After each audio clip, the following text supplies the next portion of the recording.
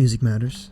Mr. Truman Sinclair. What's up? How are you, brother? Good to see you again. Good to see you as well. It's fun. I'm happy to be back. Thanks, man. Yeah, I appreciate it. Got the 2 with 3 projects on the podcast now. Dude, yeah. Let's go. Hell yeah. Exciting time for you, man. You got a project rolling out in, when does it come out officially? Valentine's Day. Hell yeah, that's beautiful. Yeah, project coming out Valentine's Day, a bunch of new singles out, all kinds of stuff. Signed a new record deal, a bunch of exciting things happen in the world of Mr. Truman Sinclair. Yes, sir. How does it, when stuff kind of collides and all comes at the same time like this, how do you kind of stay within yourself enough to like continue making music when things get busy like this? Is it ever hard to balance or does it get overwhelming? Honestly, yeah, I think for sure. I think it's something that I've been kind of thinking about because I've never really, obviously, never done it before or anything. Yeah. So it's been kind of interesting. But I think that the way that the advice that everybody gave me and the stuff and the advice I'm trying to take is just to keep working and just like keep making music. And I think it's honestly not too bad because at the end of the day, it's like it's so fun to make music that it's easy to not it's easy to just keep doing it, I guess, if that makes sense. Like, it's easy to forget about everything else when I'm making music. So as long as you just keep sitting down, I think it's not too bad. But it's definitely been weird because I think if I'm going to turn your mic around real quick. But oh, yeah. You're good. There you go. Sick. Yeah. Oh, yeah. Much better. Yeah. Well, I was just, I mean, it's definitely easy to, because I've had, like, with my last band, too, like, you put out a record and people like it. You put out a record and people don't like it. And I think that, like... It's definitely crazy to deal with either way, and I think that the only way to do it is just to keep writing and like try to not think about it, I think. Yeah, I think that makes sense. I feel like the second you get like too within yourself, you just get overwhelmed. It's almost like you have to find some way to like figure out what is real outside of your own head, you know? Yeah, for sure. You definitely strike me as the kind of person that like is always making music, just from like having so many projects and stuff. Is that a world that gets difficult to balance as well? Like that now that you're kind of in the process of rolling a bunch of your solo material out, is it ever hard to like balance, between 3 projects you're in, or do the 3 all kind of inform each other in a cool way? Honestly, I think that the 3 really inspire, like each one inspires the other ones. I think that it's something that anytime you're making music, you just learn so much about making music, and I think that that's what's so fun about it. And I think I learn so much from doing the different projects, and I think that like this current record that's coming out on Valentine's Day was definitely inspired a lot by recording the Fat Evil Children record. Yeah.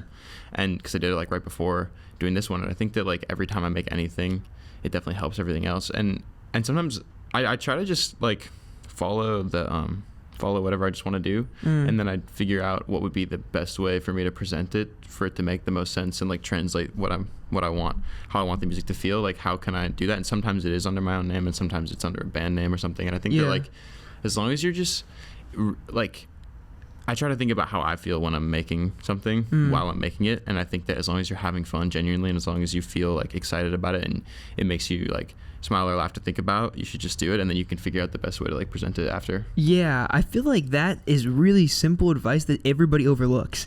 It's like the kind of thing where it's just like, if you have fun making it and you feel happy while you're listening it, odds are there's going to be somebody else who does. Yeah. Like, we're always far more similar to other people than I think we often realize. I try to maintain, like, there's definitely millions and millions of people out there that are like pretty much exactly like me. So if I think something's cool, they're going to agree. And like, I think that that's definitely something that is good to keep in mind. Yeah. Like, the artist, or not the artist reception, but the listener reception, and then also just like the rollouts and the worlds between what you're making. Is that something that like you're consciously considering while you make the music, or are you kind of making the music and then everything else follows? Is it like music first, world and marketing and rollout after? Well, definitely marketing and rollout after, because that stuff for sure can be stressful, at least for me.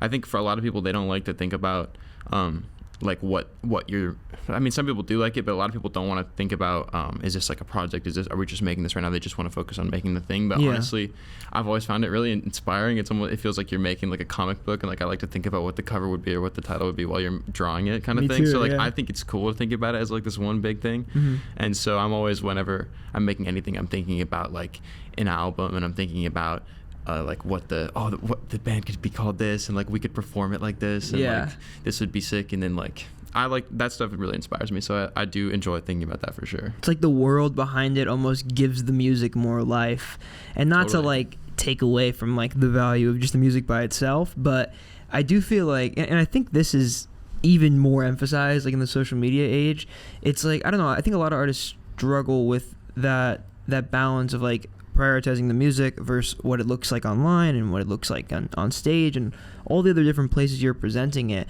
But I often think that making music in the social media age has a really, really interesting aspect of it, because I think we're kind of able to make these like more kind of all-encompassing worlds now. Whereas like previously, you know, like you make your record, you roll it out, it has a cover, it's in record stores, and you're playing it live a certain way, and that all kind of plays into the world. And you know, in the 90s, the early 2000s, music videos became a gigantic thing. Obviously, that played into the rollout and stuff. But now it's like, there's just so many different forms of media, and it's like when you're rolling out a project, it's just like this all-encompassing thing, and there's so many different ways to present it, and I feel like that often gives it way more life than just being able to kind of throw the music out there and just say, you know, take what you will from it. Totally. I mean, I think that you're 100% right. I mean, I always hear like my parents talking about how like you would see like the artist for the first time when you see them live, or you'd see them maybe on a magazine, but then you'd see them for the first time live, and it's like you didn't know anything, you couldn't see them, and then so it would be this whole thing. And I think that's really cool, but definitely now you can't get away with that. There's so like, because people want to know more and they expect to know more, and you can show them more, so I think it's cool too, because you can really like express yourself in a bunch of different ways. I honestly think that in a sense I've like gotten away with not having to do that as hard, because I've always just made it that like the point of this is that I'm going to be really authentic, so I'm just going to be super honest all the time, and I'm just not going to try as hard as I can to not be anything that I'm not. And I think that makes it easier for me, because then I'm like, if I feel weird doing something, then I know that I shouldn't be doing it, and then if I feel good about doing something, then I shouldn't. I guess I don't even know if that totally encompasses what I'm trying to say, but there's also people now that use this ability to show so many different sides, like Chappell Roan and Ethel Cain are like two people that I think are awesome and build like complete worlds with their social media, where it's personal and it's impersonal, and it's like in some sense, I mean, it's obviously authentic, but you know what I mean, like they're building like a whole world that's like this almost magical thing, and I think that's really cool. And I've never done that. I think that would be cool, but for me, the only way to do it is just to try to just always be super honest, so that way the brand is consistent, because it's just like what you like, you know. Yeah, and I think if you're not like prioritizing that authenticity, it people sniff it out really easily. I think so too, I think it's very, especially on stage, bro. Like I think that may be where it's easiest to tell if somebody's being kind of an authentic version of themselves. And not to say that you shouldn't, you know. I think it's very common to just kind of be this amplified version of yourself on stage, which makes perfect sense. But I think that's a very different thing from being something you're not. There's like an amplified version of you, and then there's something you're not. And I think those are very, very important distinctions to make. And I think most people that go to like a ton of shows, or even just like a lot of artists, they're very, very conscious of that. Like, it's very easy to sniff out, I feel like. I think so too. And I think a big thing in addition to that is like how present is the person performing. Something I always feel like really makes a difference for me, and like how much I feel like, because sometimes when I'm performing, it's like it's really easy it's because I like the music and music in general so much, like it's pretty easy for me to like be listening to it and be like, okay, this is like the best time I've ever had in my life. Like I'm always thinking that. I'm like, every time I'm playing, I'm like, I think this is the best day ever. A, because it's today, and B, because this is sick. Like I get to play this music super loud. So it's like, it's really easy for me to get like really like, I'm just going to play this because I'm here now and this is so awesome. But it's such a rare moment that I'm just going to like be completely here. And I think that's hard. It is. I genuinely is kind of hard. But then if you just, I think a big part of it is like really taking it serious. And I think this is what this is to your point about being like an amplified version of yourself. Like I'm gonna take this responsibility of like being a performer like seriously, because I understand that it's like you can have like a horrible week and then like see a show and it's like, oh my god, like life is so great again. And I think that's like, because that's happened to me so many times, it's like I'm not gonna get up on stage and like waste your time. You know what I mean? Like I want to be here for this to be a thing, like for me and for everybody. And I think that like also it's only fun if it's that. Like I think that if you're not there, it's not as fun. But I don't know. So you're saying you think you feel like that as a performer because you were an audience member for so long? Yeah, I think that because I love going to shows so much, and I love like feeling the together nature of it, and like the whole, and it just hits me so intensely that I'm like, I don't want to get up on stage and feel like I'm not giving it my all, because I know how important it is for some people in the audience, and also at the end of the day, it's like super important to me for it to be. Like I also just think that as a person, like this is my thing that I love to do, and I always want to do it like as best I can. So it's just like, I feel like for artists that tour and tour and tour for years and years and years, that's got to be such a difficult thing to remember. Like, I'm sure when you've done like 10 world tours, it begins to feel so like novel or regular. Like, yeah. But it's you're really correct in saying that, and the fact that like, dude, like, I mean, whether it's somebody with like 100,000 monthly listeners or 10 million. Like, there's probably somebody in that audience who, like, your music really touched them. And you are given, like, a really rare opportunity there. And the other thing is, it's not about you, really, as much as you might think. Like, it's not like they just want to see you do it halfway. Like, the music means something to them because it reminds them of something in their life that means a lot to them. Mm-hmm. And it's, like, it is your responsibility to do it justice, I think, and just, like, give it your all if you can. And I don't know, I mean... I think you can really tell when somebody's clocking in and clocking out, and it's like they're just like, okay, what city are we in? Like, okay, let's go play the show. Like, this is sick, whatever. Yeah. Or when somebody's like, I love this so much, and like I know what this means to me, and I know what it means to these people, and I'm gonna like really like respect that. Yeah. So it's kind of like a testament to the idea that like, I don't know if you should pursue this if you don't like love it to a crazy intense emotional degree. I think it has to be like so personal to you and so emotional to you, and so like you have to be very protective over it, I think. And I think when you stop being protective over it and you kind of just do whatever, walk through the motions, throw whatever track out, play whatever show, it loses some of what makes it special. I think you need to be that protective over it. Yeah, I mean, I think it comes down to like the energy you put into something. You know? Yeah. And I think that music is one of those things where like a microphone is going to pick up what you put into it more than just the sound. Like it's, and I think it just comes down to like generally like, because you're human, you understand, like it's like when you see somebody's face, you know what they mean. Like when you hear somebody talk, you can tell if they're lying, you know. Yeah. Like, and when you hear somebody sing, you can tell if they're lying. It's the same thing. Like you just have to be like, there's no like, you're not gonna get away with just like doing it because like, okay, I'm gonna try to sound like into this. Yeah. Like, okay, but you're just not, you know. Yeah. What I mean? And you're always gonna get beat by somebody who is. Yeah. Like, yeah. Sorry. Go ahead. No, you're good. You go. Well, I don't know. I think that's just what it is. Like you just there's people out there that like there's so many people, and there's so many people who don't ever make it at all anywhere, and they but it's like everything. And I think that I like grew up playing with a lot of people who like it was like for sure like we were like certain that nobody was going to do professionally, like because we were just in like basically like punk bands and stuff. Yeah. But it's like you're still going to take the stage with like you still want to do your best and everything because it's just like. It's just kind of like for the love of the game kind of thing, which I think I said last time, and it was like, but it just is true. Like I think that's what it is at the end of the day. It's interesting. Like I guess that's a cool kind of just segue into like your story in general, but kind of like coming from that world, like coming from the frat mouse world, and like playing a lot of more like DIY style, like all punk type of shows. It's really interesting that you just kind of pointed out that like a lot of those bands just, you know, whether it's because, you know, they get into other things or they just, you know, maybe it was just a hobby or whatever, a lot of them don't like stay around forever.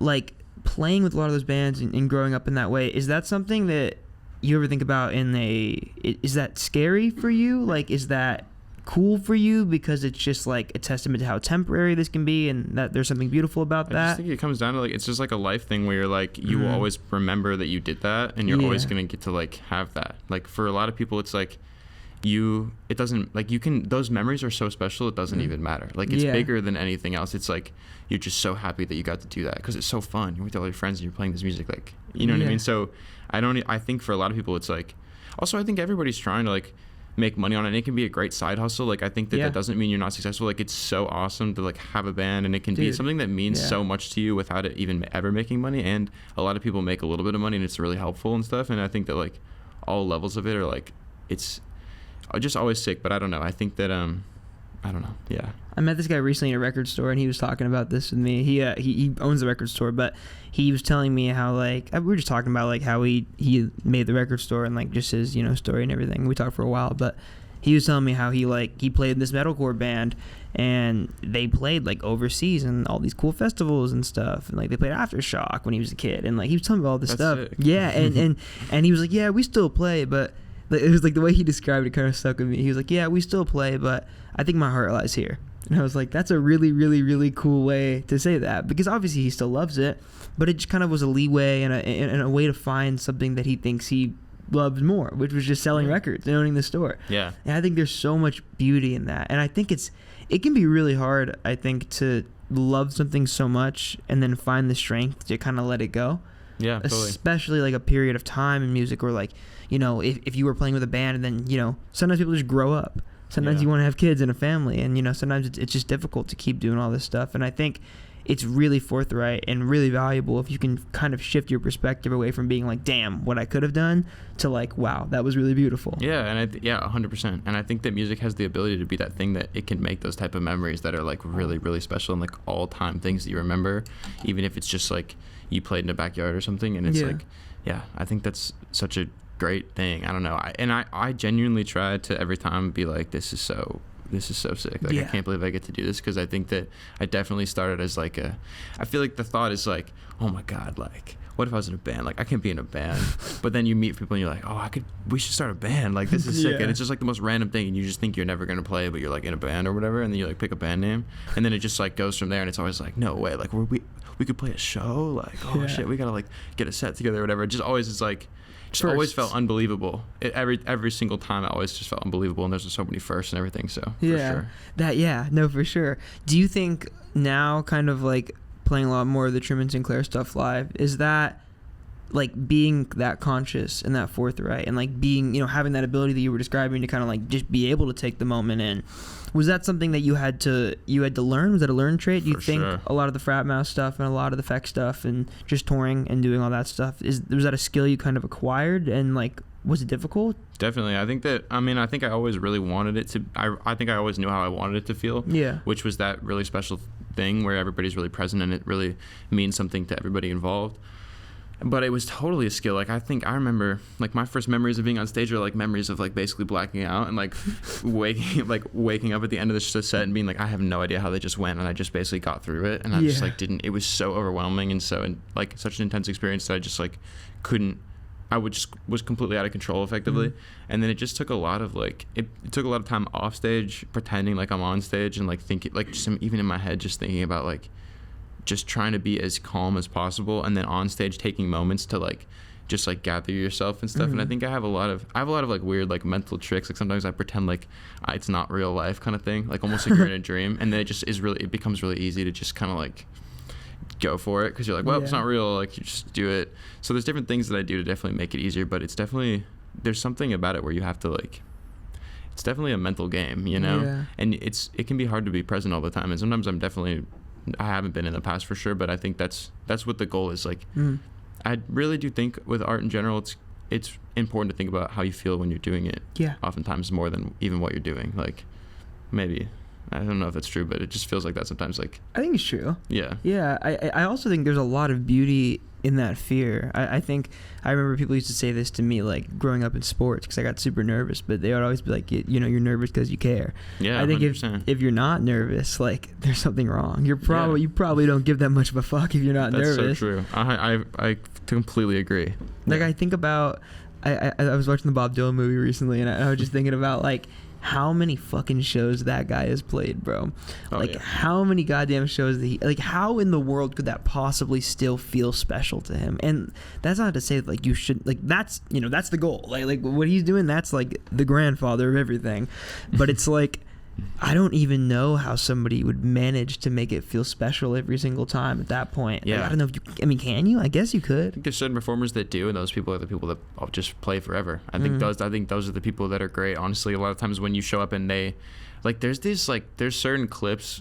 I had this realization the other day. I was watching Bruce Springsteen sing "This Land Is Your Land" on YouTube. Yeah. Like, to like a stadium, and he's like got his harmonica, and it's like Born in the USA era. So it's like peak of his career, like he's like one of the biggest artists in the world, and this whole thing, and he's talking, and this was after a show that I remember I was super nervous, and I felt bad about it, and then I was watching this on YouTube that night, and I was looking at this, and I was like, this guy, like, knowing now what I know about the music industry, I'm like, this guy, there's like semi trucks involved in this tour, like, this is like insane, there's millions of dollars flying around, it's extremely stressful, there's people getting fired and hired and all this stuff, and all these people helping him, and he walks out on stage, and it's like, he just seems like he's like in his living room playing for his family, and you're like, the ability to like put all this a massive machine behind Bruce Springsteen.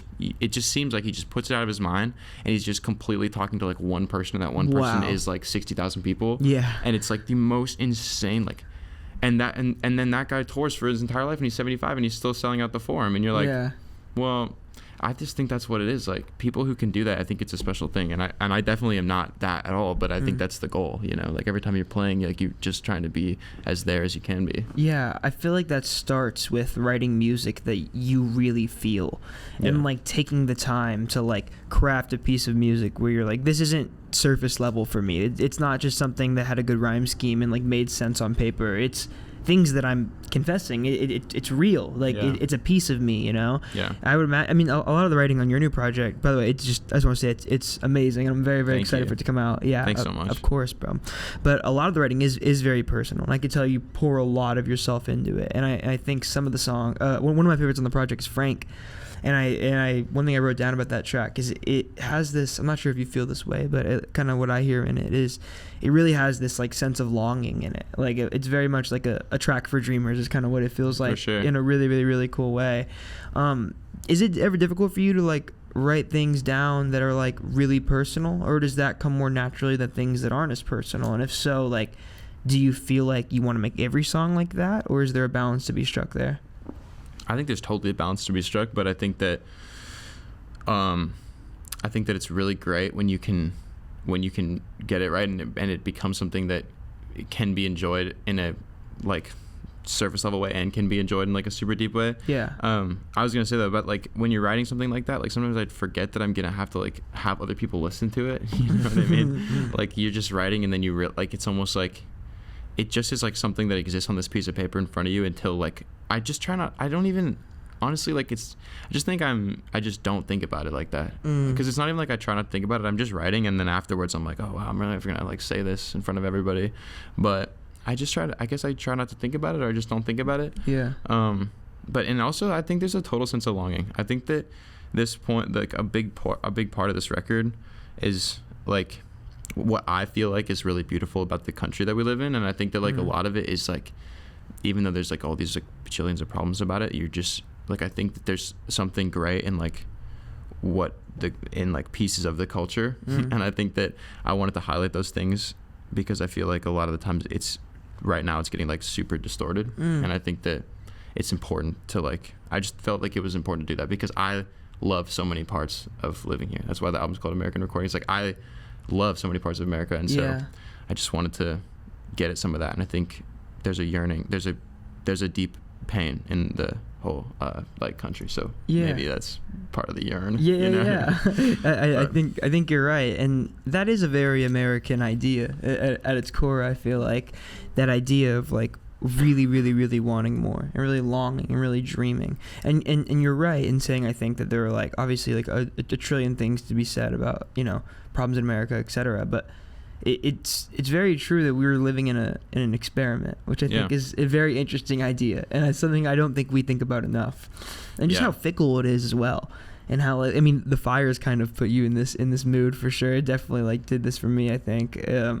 Just kind of realizing how fickle everything is, and just like realizing that like we are living in an experiment that at any point in time could fail. Yeah, it's insane. I mean, like I really like a lot of history, and I think that it's so fascinating because it's like these stories when they're true and they take place where I live and everything. You know, obviously it's like, you know, it's history, but I just think it's so fascinating, and I think that one thing that's super obvious when you look at it is like it's just insane all the time, and like so much insane stuff happens all the time, and I think that that's something to keep in mind, and I think that can be motivating a lot of the time, and I think that it's worth looking at for sure, because I think that like I don't know, I think the history can be super illuminating in that sense, where you feel like the other thing about it is that all those people, like none of them are around at all, and so like you just have these stories that happen, but there's no like I was there and I saw this happen and no one can tell you, and so like every time as time goes on, like there's so much information that's lost, and like trying to piece it all together is super interesting. So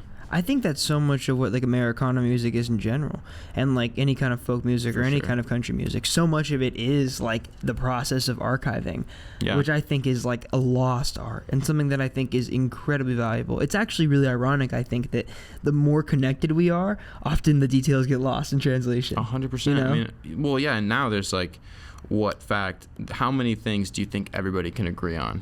Like, barely Dude, we can't anything. even agree on like objective facts, let alone the opinions. Absolutely, and it's insane. So I think that now more than ever it's important, and I think that that's another reason why I wanted to like capture my personal like view of what the identity of the country could be and like is to me. Like, because I think that it's like, it's because everybody has a completely different view on it. Yeah. And there's so much, like you're saying, like argument over what I feel is a fact, and it's like, nobody can agree on anything. Like, I was just like, well, just for the record, this is what I think is cool about the country. Like, these are the stories that I think are like, or not cool, or just like, you know what I mean? This is what I think is important to like record, basically. So yeah, it feels like storytelling music, which I think is something that's really, really cool. It is very like rooted in like a lot of traditional folk sounds and a lot of traditional Americana sounds.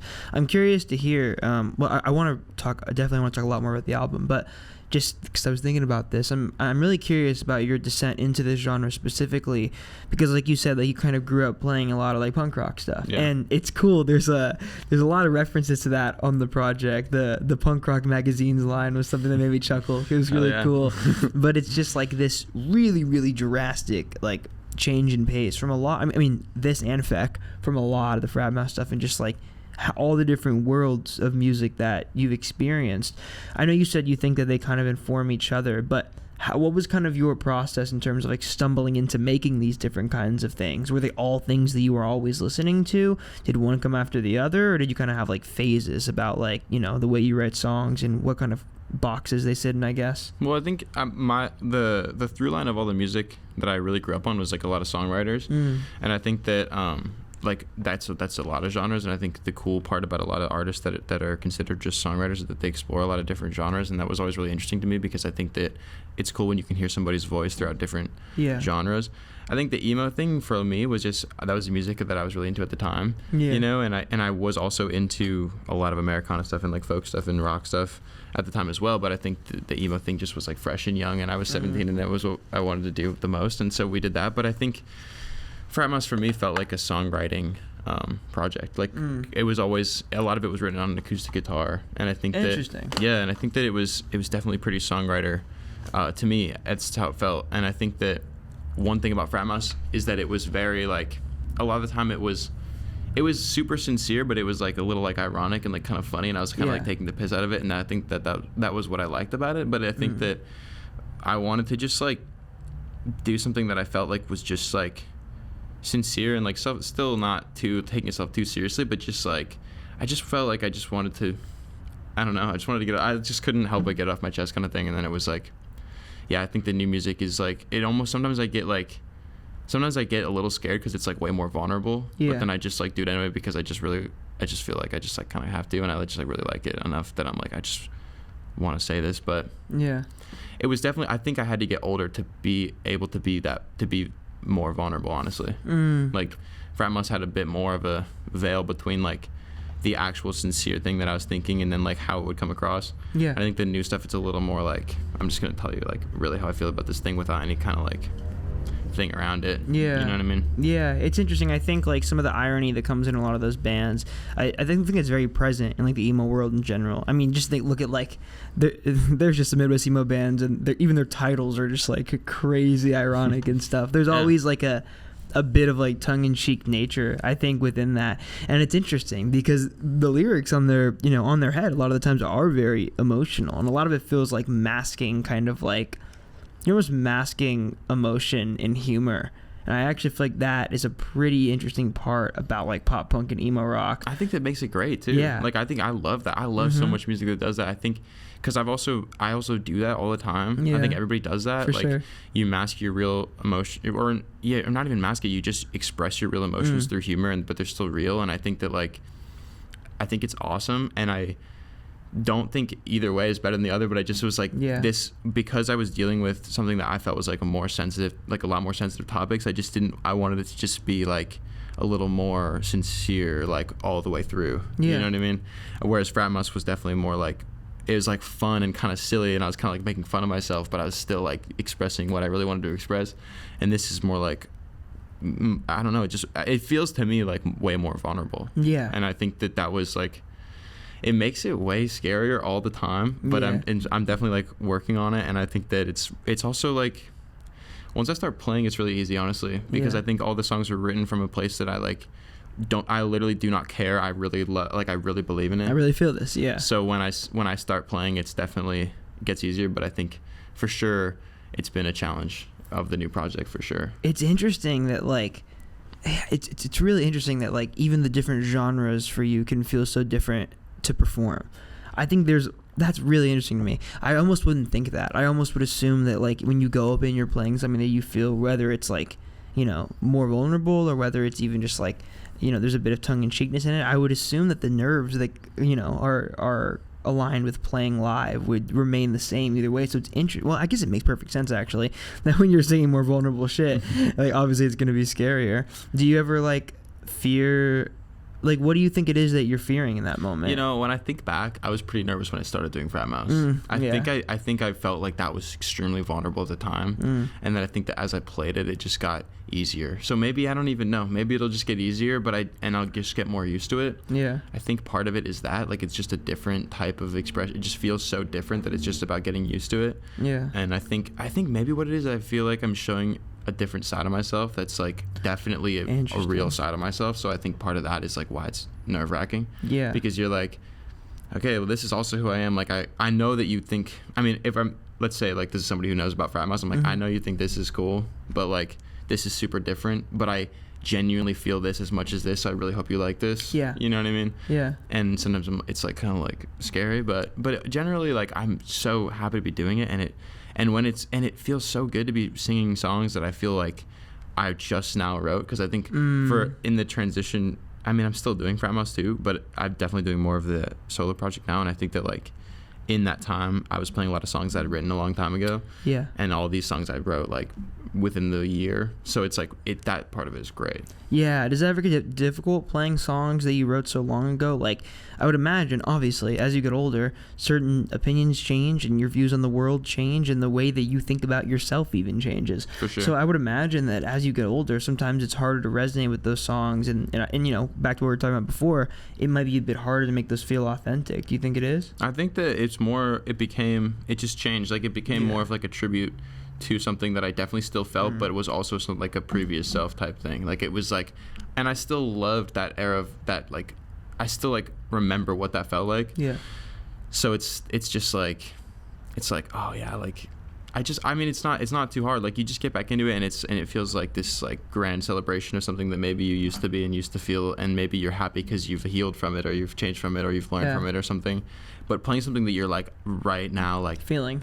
Yeah, it's definitely, because there's no like reflection yet. You're just in the thing. Yeah. You know what I mean? You're not, you haven't had any like, you haven't had time to like have new thoughts about the thing that you're singing about. So you're just singing what you feel. Yeah. And there's no like, it's almost like there's like less nuance almost for a second, but that makes it like more pure and straightforward. Yeah, you almost haven't figured it out yet. Yeah, you like haven't had the time to work through the emotions yet, so they're just there and they're vulnerable and they're real in that moment while you're singing. I don't even know like what I think about it really. I just know that I feel it right now, kind of thing. Yeah, which is definitely different than like playing something that you've sort of had more time to think about. Yeah, that's a really interesting idea actually. It's like opposed to it being like a reflection, you're just like expressing that moment there. And I think in a lot of ways there's something a lot more intense about that. Dude, I think about this a lot. Some of my favorite songwriters are just people who get incredibly vulnerable, like really, really, really vulnerable in their writing. And I always think about how difficult it can be to like revisit some like really, really traumatic emotions or like really difficult times in your life that you wrote songs about. Like I'm sure it'd be very, very difficult to like revisit those, because sometimes those things just live forever.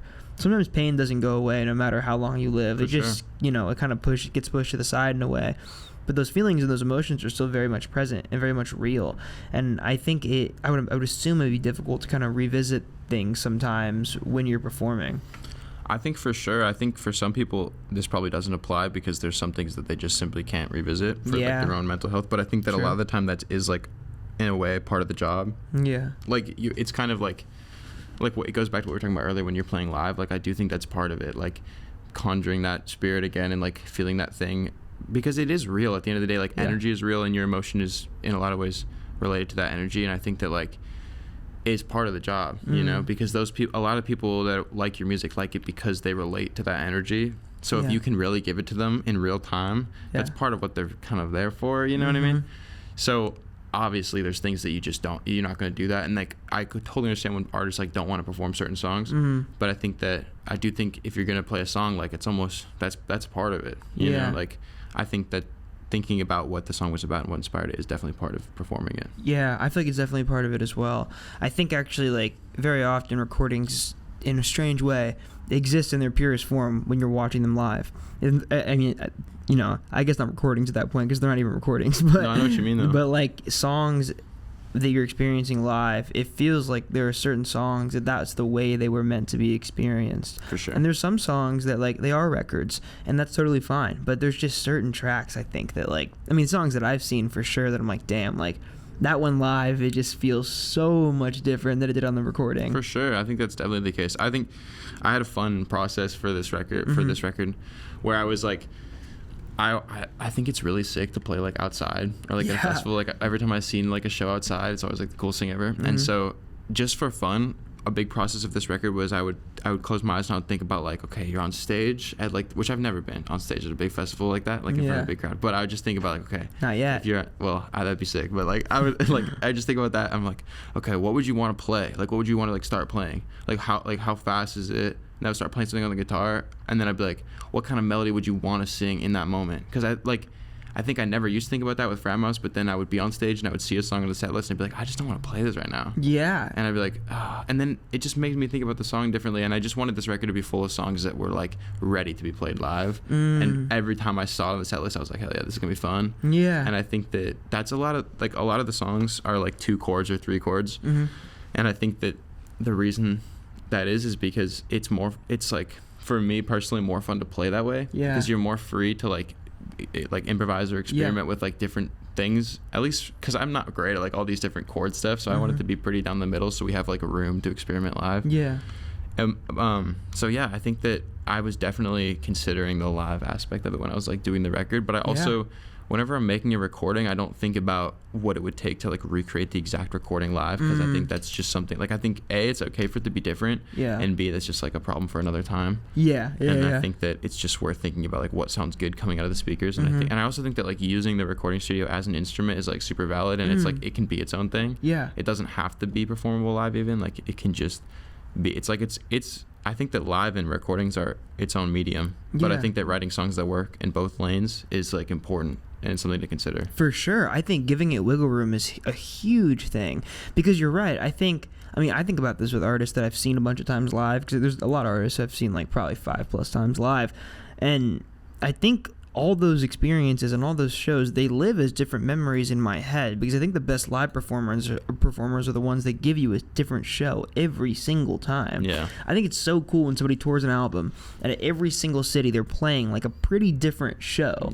Whether it's just because they figured something out on the tour bus and they improv'd whatever, or even the stage bands or whatever it is, just like encapsulating the energy in that room at that time, I think is what makes a live performance special. It's like it's such a cool idea to me. It's like that only exists right there at that one time, and it will never exist again, which I think is so fucking cool. And it's all built on like impulse and like the context of that specific performance. Like a lot of the musical decisions you make live are just based off of like the 4 bars that like preceded it, and those might be based on the 4 bars that preceded that, and then it all comes down to like just the random way you guys started to play the song. You decided to like play the song. So I think that's what's so fun about it. I think that's been a big focus of like the band that I put together for this project, is like all of us are like super prepared to do whatever we feel. And I always tell them, and I did tell them, and it's hard to live up to, like, for sure, but I try to do it too. It's like you want to make really drastic decisions and then trust yourself to be a musician enough to decide whether or not it's good or bad, and then like either get yourself out of it or like commit to it.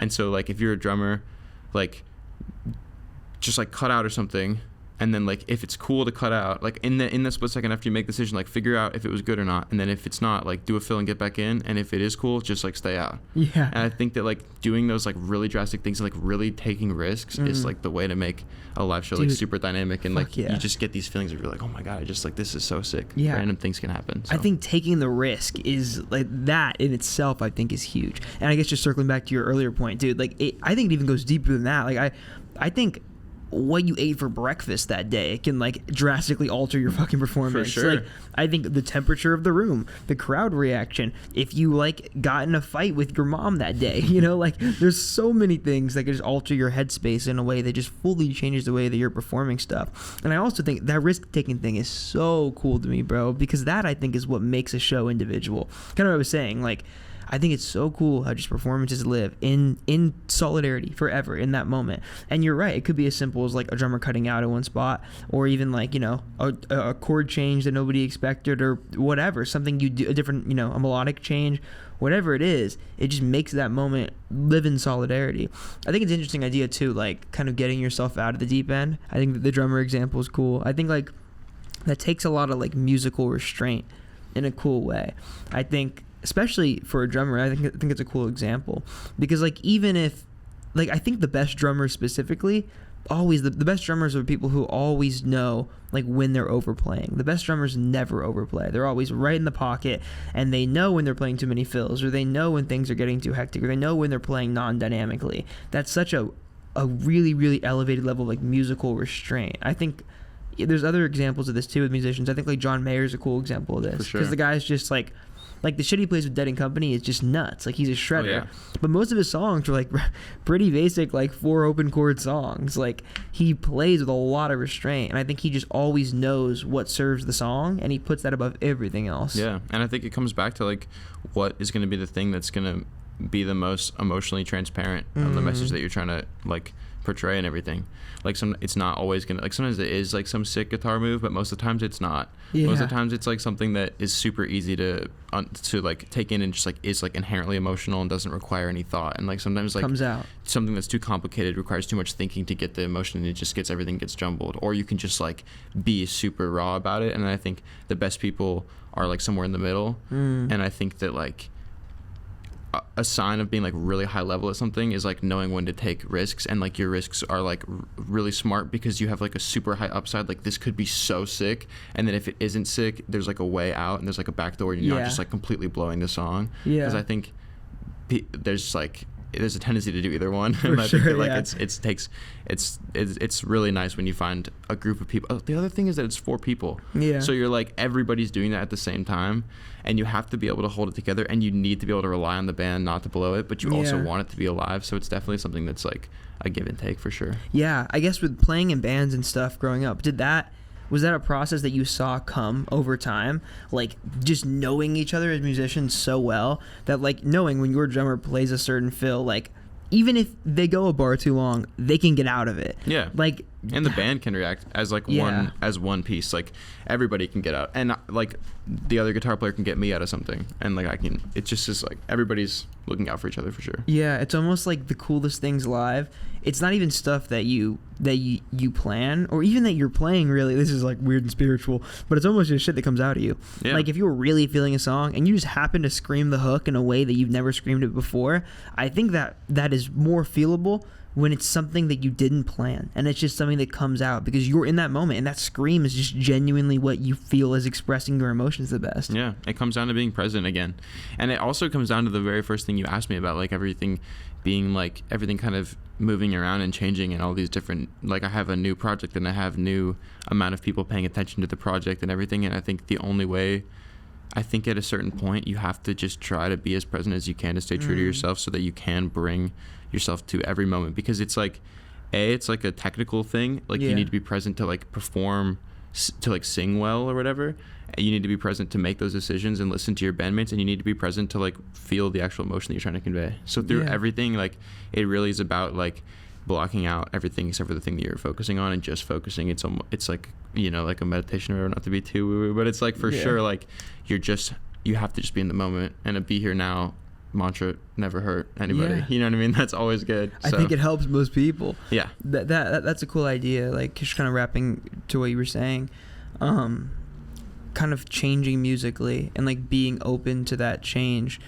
Are you somebody who, like, when things are changing around you a lot musically, whether it's, you know, navigating through projects or writing new material or something like that, is it easy for you to embrace that change, or is that something that comes in a more difficult light? Like, or does it get exciting or overwhelming? I think it's just exciting because, like we talked about before, like everything that you do, like we were saying, like you might be in a band for 6 months of your life and you might think about it for the rest of it. Like that's exactly how I feel about it. Like you're like, yeah, I'm doing something new now, but it's just a new opportunity to just feel new things and explore different parts of myself and like really figure out what I think about certain things and really meditate on new ideas and everything. And I think that like that doesn't take away from what I did before. Yeah. And I'm like really happy that it's just a privilege to get to do new things. Yeah. You know what I mean? And I think that like I'll always cherish the memories of everything musical that I've done. Like honestly, like it's always different, but it's always fun and nostalgic and like, you know, every time you hang out with somebody that you used to play music with, it's always like, it's just endearing. Like, it's like nothing else. It's like an old friend kind of thing. You're just in a different way. You're like, dude, because you just know you experienced something like maybe transcendental together. So you're like, it's just sick.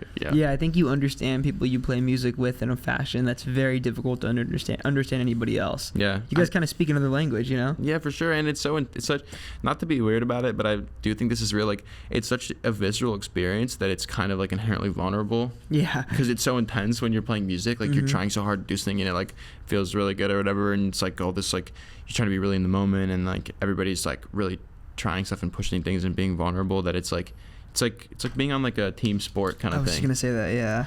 So I was just gonna say that the example I always kind of like in this too is I ran cross country in high school, and I think the coolest thing about that was that like my relationship with my teammates was so strong. Like, those were all my best friends in high school, and I think that is pretty much solely born out of the fact, I don't want to call it like trauma bonding, but it's like every single day you're getting and you're running 9 miles with these people. That shit can suck sometimes, but it's like you're all feeling it together. Dude, the team sport. Yeah. Team sports are like the number. I feel like you could learn everything about life from a team sport. Yeah. There's an analogy to liken anything to a team sport. Yeah. Well, it's just they're so good, dude. Team sports are great. Bands are great. Yeah, man. I love bands. Like, on my deathbed, I'll be like, I love being in a band. I think it's so sick when you have like your band, you know? Yeah. I don't know. I love a band. You never stop doing it. Yeah. No, dude. The band is sick. And then I think it's sick, like bands break up and they get back together and they reform and the community gets bigger and everybody plays together, and then you're jamming with all these different configurations of musicians, and it's like, it's just sick. You end up with a big scene. I think cool. The archival piece of it's really cool.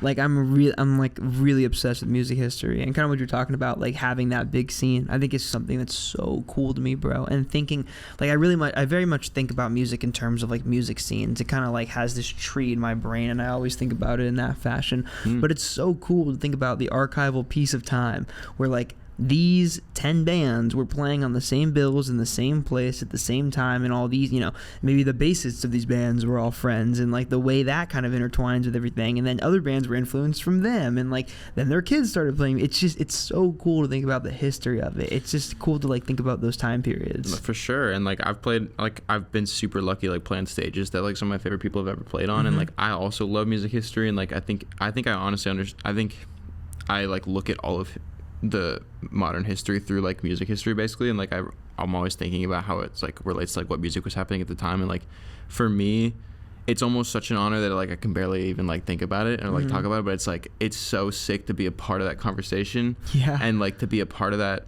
lineage of stuff, and I think I take that really seriously. And like when I remember like I was in college and I was taking a class on music production, and like my teacher Brian Malouf, who's like a mixer, he said that like he's like, people have been doing this for a long time. Like there's a really long, I mean not that long, probably like 50, 60, 70 years, but like people have been trying to make this thing for like a while, and like respecting like the advancements that come from that, and like what people have tried to do, and like that's why listening to music is so great, because people have tried like everything. Like you can find like so much crazy stuff, and then it's because there's so many variables when you're doing art, like you can make something completely new. And I think that's really sick.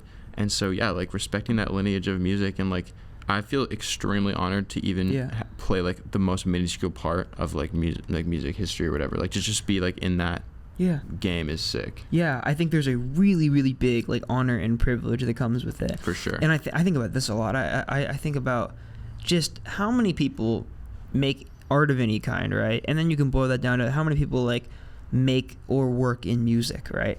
And then how many of those people get to do that full time? And then how many of those people get to eat at the same time? And then how many of those people like are happy doing it? And it just like it gets smaller and smaller and smaller till you realize that like, you know, like doing music full time is like you're literally one in a million. You're one like I feel the same way to work in music full time. It's just like the honor, like the fucking honor that it is. And with this many people do it for this long, it's such a privilege, bro. And I think like the second you forget that, or you stop honoring it, or you stop like understanding how lucky you are to like get to like do this as a career and get to like pursue this and be one of the very few people to do that, I think the second you lose sight of that, you're just done. For sure. Yeah, it's very hard. Yeah. I think kind of circling back to what you were talking about with the album and kind of recording it outside and then just like envisioning like yourself playing on a stage and like how much the live plays into the studio sounds of this project. When you said it, I thought it was really cool. You talked about how a room can really produce a certain sound. Throughout the process of making this project, were you making most of these songs in the same place, and were you making them with the same people, and what was the collaboration like? Did you have like a tight-knit group of folks working on this project in like a couple different places, or was it very sporadic? Well, I lived in this house by where I went to college that was nicknamed Flea House, and it was awesome and like super beat down, but it was fun and everything, and there was like a shed in the back, basically like a garage. And I'd set up in there, and so I'd been recording in there like I lived there for 2 years, and I'd been recording there, and by the end of the second year was when I made this record, and I was just, everything was just made in there, and I was basically alone for most of it. And I think it totally informed everything. It definitely felt like almost like a conclusion to my campaign of like recording as much as I could in college, and like I was going to use everything that I learned to make one thing, and I made a lot of it in the morning, almost all of it in the morning. Like I would wake up at like, because I was still going to class, so I would wake up at like 6 in the morning and like record, and then go to class at like 9, and then come back at 11 and like record until my class at 4, and then come back. And then like I definitely think the morning, I just associate it with like super early morning. And there's a cricket in the shed also, which I don't know if you guys, there's a cricket in this room, but that was there's a crazy cricket in the moment shed, right there. and you could hear the cricket on like a lot of the recordings and stuff. And I think that, I mean, that place like lives forever in my mind. Like I can go back there and think about what that felt like, and it's like so intense. And I think going back to what you said about like feeling super lucky and knowing and like appreciating the privilege and the honor that it is to do this, like I definitely felt that at the time. Like I was like, I can't believe I'm here and I get to do this, and like I think this is so sick, and like I love being in here, and it's amazing. Like to have a place to go into to make music is insanely lucky, and I was just trying to take advantage of it, and so I was in there like basically all the time. It was awesome. I feel very similarly about this place, and then I also feel very similarly about the morning stuff, because I've been waking up very similarly like 5 or 6 since I was probably since I was like 16. Yeah, I think there's a really, really, really specific feeling that comes out of being the only person awake around you. Yeah, it's so nice. It's really special. For sure. It feels like just full solitude, and I think I would imagine that recording alone in the morning, like a lot of that solitude plays into the sound of the record. Like, would it feel different recording at other times of the day than it would like when you were just in there by yourself in the morning? Yeah, for sure. I think that, and there's also a difference when you're recording with coffee versus like recording with beer. Yeah. So it's like recording in the morning and recording at night. Like sometimes it is nice to record at night and everything, but this record for me felt like it was like I don't know, something about the yellow cover, and like it just felt really bright to me, and it felt like a lot of it was rising in energy, and definitely some of the songs I recorded at night are some things I recorded at night and then I would like, but I honestly think a lot of it was influenced by like a feeling of like getting more energy as every hour passed by and everything, and like really like it just felt really, I was really energetic, and I think that was the best part. And I also think I just woke up, it was one of those things, I know this is like an insane, this is so lucky, but like I really woke up like super excited to do it every day. So I was like 6 o'clock in the morning, like hyped. Yeah. Go to the shed. That's beautiful, bro. That's like really, really cool work ethic. That's super It's fun. sick. Yeah. But moving out of that place, was that like, because you don't live there anymore, right? Yeah. Was that like an emotional thing for you to kind of leave that shed behind? Did it feel like the conclusion to a chapter of your life? For sure. But it was good. I think it was okay. I feel like after I made that record, I was like satisfied that I'd made something in there that would like felt like it was indicative of what that space sounded like to me and everything. And so it was good. I mean, it's definitely sad and I miss it for sure. And I've been back to like get my stuff, and it was like cool because we brought all over the walls and everything. Yeah. And I think that it makes me happy to think that I'm sure people will like record in there again. And I think that's cool because it is just like around to college. So I'm sure that people will be in there recording, and I hope that they do. And so I think that it's cool that the place stays there, and like other people are going to have other times in there. But for me, it's always going to like be what it was for that moment. And so it's music lineage, bro. Like somebody, Dude, the next Truman Sinclair could come out of that shed. Dude, I mean, they should record in there. It sounds, dude, I love that place. And then listening to the record definitely reminds me of it, because I feel like it sounds like that room, because I ended up recording so much in there that like I learned how to what the room sounded like, and like what to play into, and like where to put the drums, and like what parts of it sounded good. So to me, when I listen to the record, it reminds me of all that. And it was a great learning experience of like I like learned how to do so much in there. That's like honestly the thing I think I appreciate the most about making music, is like learning more about the craft. And it goes back to like people who've been doing this for a long time. Like it's a really, really serious thing to be able to have Pro Tools on a laptop and like have a interface and like be able to use microphones and like put them in different places and experiment with stuff. And like to me, like learning more about sound and learning more about engineering is like super fascinating. So when I listen to that record, it reminds me of like the journey I took in that room to learn about all that stuff. Yeah. So yeah, I think it's a really grounding thing. Like I do that a lot when I get frustrated or like kind of too much in my head. I'll like take a step back and realize like just how many things I've learned. A lot of the times I think about like how easy it is now for me to like work out of problems, whether it's with a software or like, you know, my computer, or like something with editing or whatever it is, or writing or whatever it is. But like now knowing how to work out of those problems, I think sometimes it's very grounding. Take a step back and be like, damn, like 3 years ago I had no idea how to do this, and now it's just like it's like its own language, you know. Absolutely. It just all adds up. It all makes sense. Yeah. And sometimes I don't even realize it's such a trip for me to listen to like old Frat Mouse and then listen to the music I make now, and like I really didn't get much new gear. It was just like putting the mic in a different spot and like recording different things and like thinking about the parts differently, but it sounds like two completely different things. And so that has always been something that I'm super proud of, honestly. Like just like learning how to make it sound better has been super rewarding, and I feel like it's taught me a lot about other things in life. Like it's taught me how to get better at stuff, and like all that stuff, all that good stuff. So do you do that a lot, like go back and revisit a bunch of your old music? Not really, but every once in a while it's kind of fun, you know. Just like listening to it and like, you know, being like, wow, this is crazy, like I remember this or that. And so every once in a while I do, and it's sweet, you know. It's fun. But yeah, I think there's a lot of beauty in it. I think it especially in this field, man, it can get so overwhelming because like success is so subjective. Like it's like music and working in music is like the epitome of the human condition. It's like you are only as successful as you are in your brain, because you're kind of just always battling yourself. And I think in LA too, it gets very difficult because everybody around you so often is just like ultra successful. It's like looking around and trying to make that effort to like just be singular and like not compare yourself to other people, I think can be really difficult. I definitely don't have a solution for that. I have no idea. I know exactly what you're talking about. It's a total battle, I think.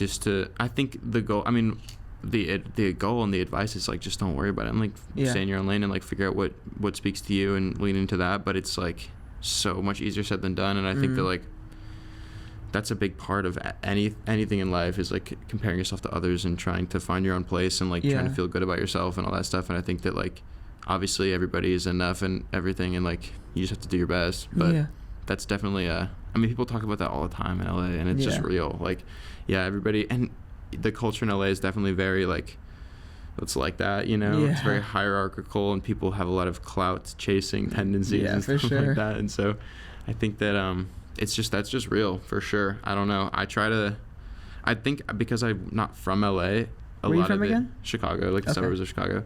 But I think that helps a little bit, because I wasn't necessarily always in that. Like music was super pure for a long time for me, and didn't have anything to do with business. It was just like because we were like after school was like super fun and everything. But yeah, I don't know. I mean, comparison is the thief of joy, as they say, and everything. Yeah. So try to just do your thing and have fun and everything. But When you moved here, did you feel that pressure instantly? Because I guess just talking a bit more about like that whole thing. You moved here to go to college, right?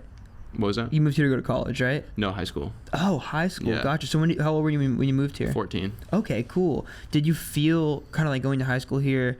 Did you feel that pressure instantly, like being a musician in LA at that time? Was it difficult? I went to a high school that was like super competitive academically. So I think for me, actually, the music thing was a way to like not feel the pressure Interesting. of being competitive, because I think everybody at the school that I went to was way more competitive on like in like a weird sort of like you know, you're supposed to be this thing and like how close you are to that thing kind of thing. And I think that for me, music was like a rebellion against that. So but then I ended up walking in, like doing music long enough that it turned into that as well, you know? And then you realize like you're kind of in high school again and you're like, you know what I mean? Like you get far enough in the band thing where people are like, everybody's like trying to do it for a living and it's like super intense, which I can respect because it's like so hard to make a living doing music, but it just is like, I think that the most that you can just try to stay in your own lane and do your thing and like find what makes you happy. And like, I think a good way to do it is play music that if it wasn't successful, you'd be happy because you played the music that you wanted to play,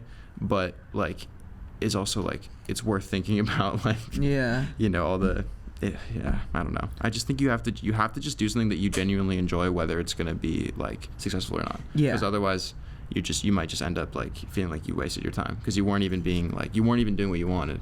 Because like if you're doing something that you think is gonna like work out like financially, it's probably not. I mean, maybe some people that works for them, but I think that a lot of the time you just have to do something that you think is like, this is really sick. This is what I want to do. Yeah, I think a lot of it is just following where your heart is. For sure. I think a lot of people just they let this feeling of like, I don't know if it's pressure or if I guess it is pressure, or even maybe even fear of like whether it's pressure or fear, but it's just like that feeling of not chasing the one thing that you know that you love. I think that probably eats at people for the rest of their lives. That was always my biggest fear as a kid. That was very much why like I threw myself like head over heels into music, because like I was really, really terrified of like being on my deathbed and like looking up and being like, damn, like you love this thing more than anything else in the world. It's not even close. And you didn't make that your career in some facet. But then it's strange because you get into it, and my girlfriend talks about this a lot. Like, I think there's a lot of beauty in folks that just like love music so much and they work a normal day job and they're just in a cover band with their buddies and they play at the same 6 local bars. Oh, yeah. I think there's a lot of fucking beauty in that, oh, yeah. man. No, it's a blast. Of course. Yeah, that makes life worth living. Like, that's so fun. I think for sure. I think that for me, it was always like, I really don't care. Like, I'm just going to do this. And then whatever the outcome is what it will be. Yeah. Like, I'm just going to try my best to do this thing. Whatever I have to do, I'll do so that I can keep doing this. I was like so ready to get a job and everything, you know, and it's like I just, or do whatever, you know what I mean? Yeah. Just to be able to do this. I think that like this, because it's like bigger than anything else. So no matter what you have to do, like no matter what the consequence would be of you going down this path, like it was going to be fine. Yeah. You're just going to do it.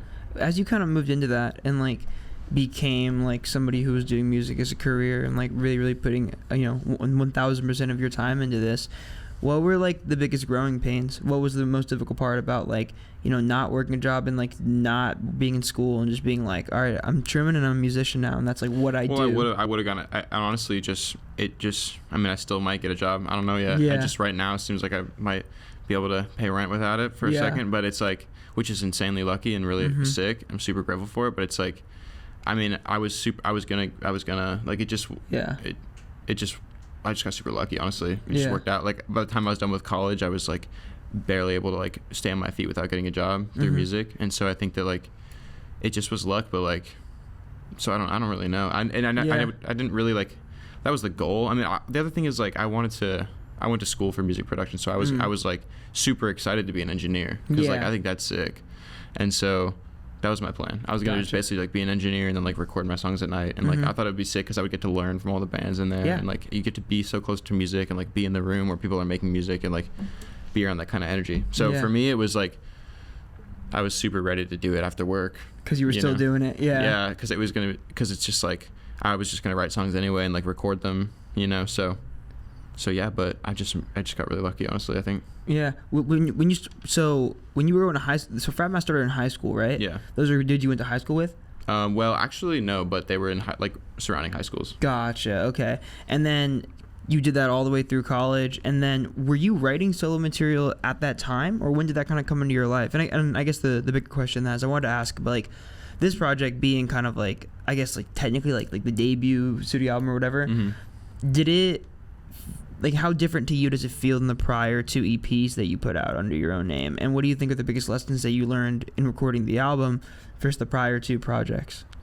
I think every time I like make a song, I'm like, oh, I'm making a new record, you know? Yeah. Like it like, I think I never know what I'm making until I see something and I'm like, okay, I think this is done and this is what it is. Like, I feel like it's just, like, I didn't plan it really.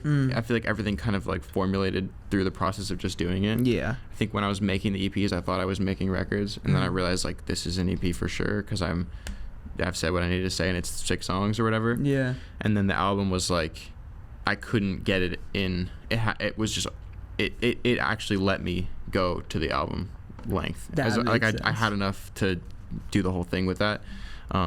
So yeah, I don't think it was necessarily a different approach. It just it just ended up being that way. Yeah, it's like songs through and through, and you're saying different things, but like this one just happened to be the one where you had more to say. Yeah, yeah. When did you realize that?